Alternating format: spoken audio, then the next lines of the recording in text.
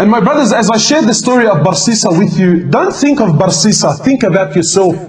Put yourself in the shoes of Barsisa. Barsisa was a great scholar, someone who worshipped Allah, very pious. The whole community knew about him. He had his own temple where he worshipped Allah day and night. And three brothers, they wanted to go in jihad, but they had a sister.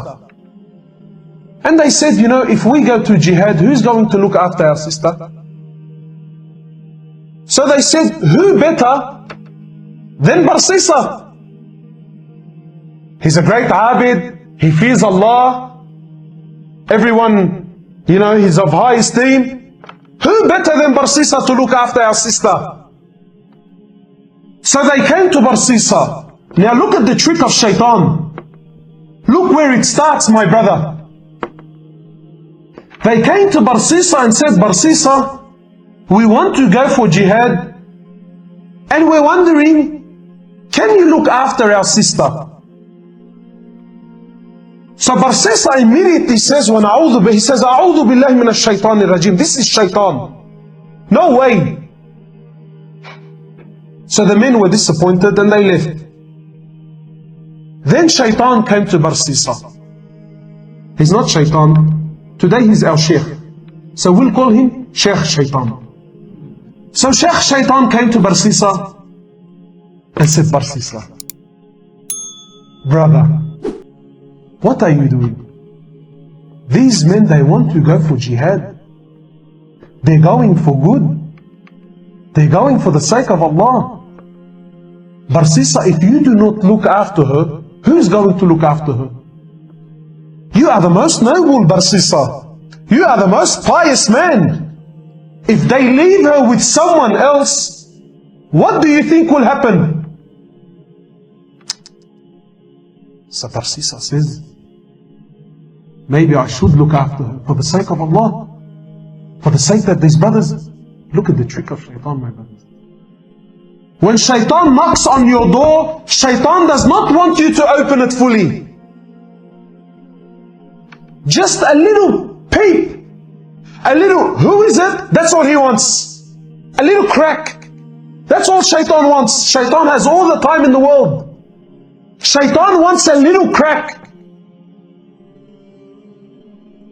So he calls the brothers back. He says, listen, for the sake of Allah, I will look after your sister, but she will not stay with me. Barsisa was a man who feared Allah. He was a genuine man who feared Allah, my brothers. Now I want you to think about yourself and relate this story to your life. He says, I will not keep your sister with me. She will stay in the house I have at the back of my temple. She will stay there and I will stay here. The brothers agreed. Said, no problem. The brothers went to jihad. And Barsisa would cook some food for her and put the food outside his door and make her come out from her house, come all the way, grab her food and go back. Look how much he feared Allah. But what happened? He already opened the door. So this happened for some time, and Shaytan has plenty of time on his hands, no problem. Take your time, brother, take your time. Until eventually, Shaytan comes to Barsisa. He says, Barsisa, don't you know that when you put the food outside, she has to come from her house, walk all the way to grab her food? And this is a fitna. People can see her. People can see her. So I think, Barsisa, this is Sheikh Shaytan now, his friend. Sheikh, I think you should put the food on her doorstep. Makes logic sense? So Barsisa cooks her food, goes to her door, knocks on her door and comes back.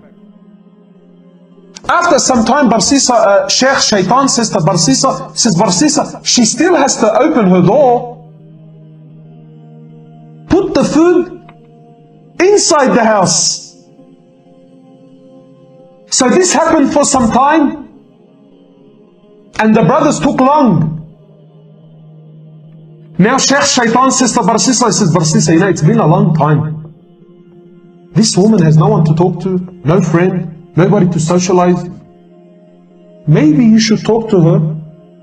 Otherwise she will go outside and, Allahu Alam, cause fitna outside. For the sake of Allah, not for, no, brother, for the sake of Allah. So Barsisa now, he goes to the house.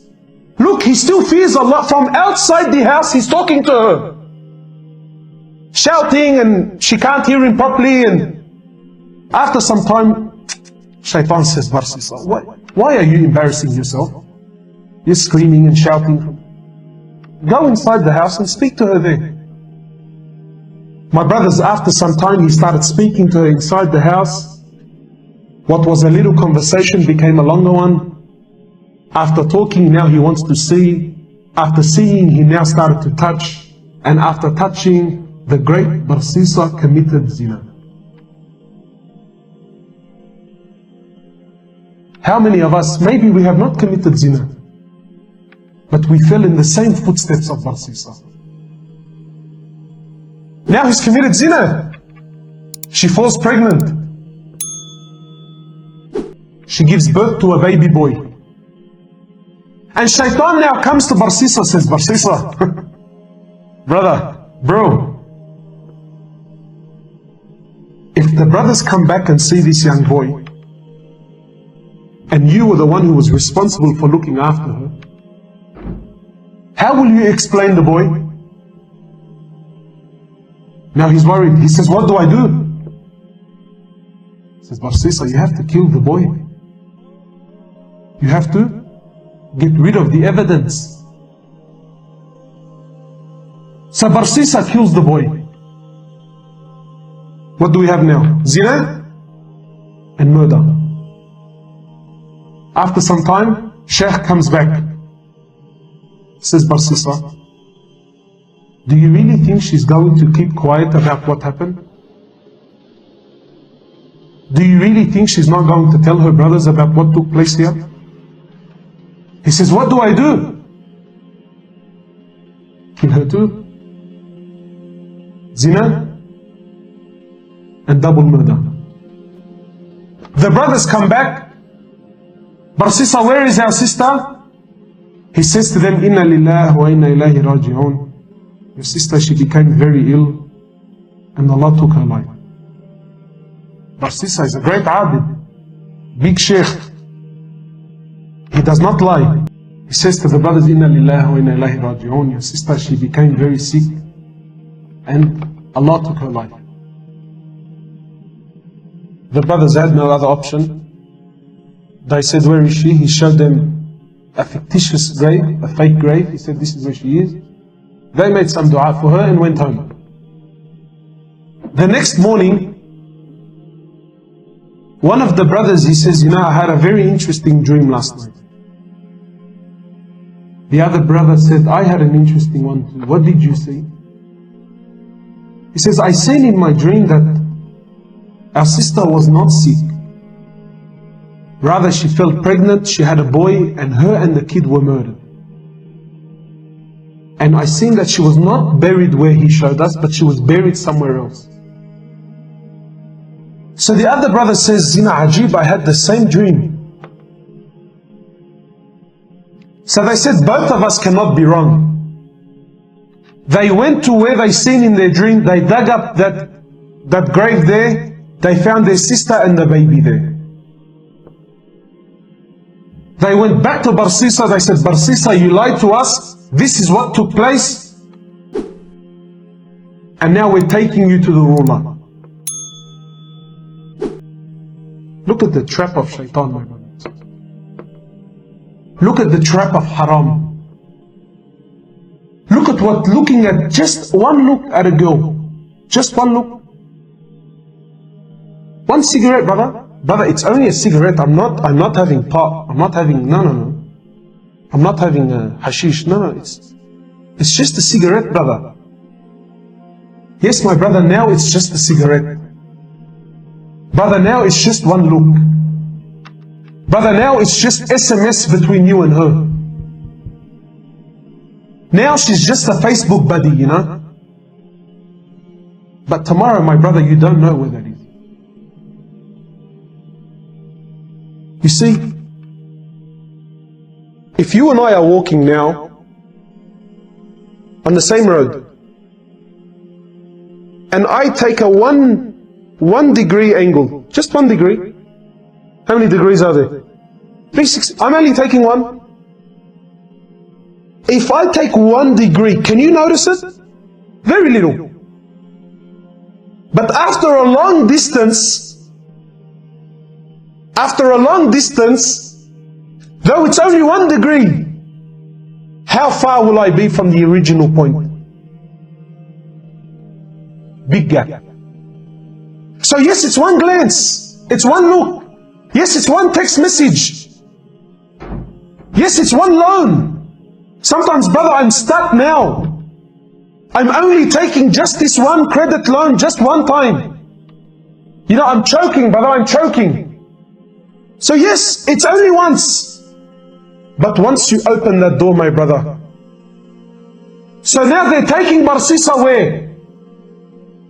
To the ruler. Now on the way, Barsisa is looking at himself, he's thinking, how did I get in this mess? Zina, double murder, and now I'm going to be executed. So, when they bring him to the ruler, Shaytan comes to Barsisa in the form of man. He says, Barsisa, do you know who I am? He says, no. He says, Barsisa, I am Shaytan. And I am the one who caused you all this mess. And I'm also the one that can get you out. Look at, what did we say before? Shaytan will come to you when? At the moment of? And what will he give you, 50%? 100%. And Barsisa, was he what? Was he someone that was an ordinary person? What was he? Alim, Abid, he was a scholar. He was a righteous man. But because he opened the door to Shaytan once, and he didn't open the door, he had a peep. Today we have the floodgates open. We don't have doors, we have doors, windows, shutters, everything is open for Shaytan. He says, Barsisa, I can get you out, man. I have a lifeline for you, Barsisa. He says, anything, get me out of this. He says, Barsisa, you make sajda to me. You make sajda to me, Barsisa, and I will get you out. So Barsisa, he makes sajda to him. And Sheikh Shaytan says, thank you very much, it was nice knowing you. Assalamu alaikum. And shortly after, he was crucified and killed. The last action in his life was what? Shirk, kufr to the highest level. How? From opening the door. When he opened the door, for whose sake did he open it? For the sake of Allah. But look at where it led him, my brother. My brothers, I see a lot of young faces around today. My brother, I'm not here to tell you halal, haram. It's your business, bro. Do what you want. But wallahi, my brother, you open the door for Shaytan, and this will be your end. You cannot outsmart Shaytan, my brother. Shaytan has been there since when? Before Adam. He was there before Adam. He has more experience. Shaytan has more knowledge. Shaytan has more knowledge about Islam than you, me, and every scholar. Every scholar, every Maulana, Sheikh, Mufti, whatever you call him. If you collected all the scholars of the world and put them together here, Shaitan has more knowledge than all of them. Do not play games with Shaitan, my brother. Do not play games with your life. Do not take chances. Brother, you are here for 50, 60, 70. How long will you live? How long will you live? 100 years? 110? How long will you live? Then you will die, my brother. And then this dunya is all over. And then whoever of you he did good, you will see. And if you did bad, you will also see.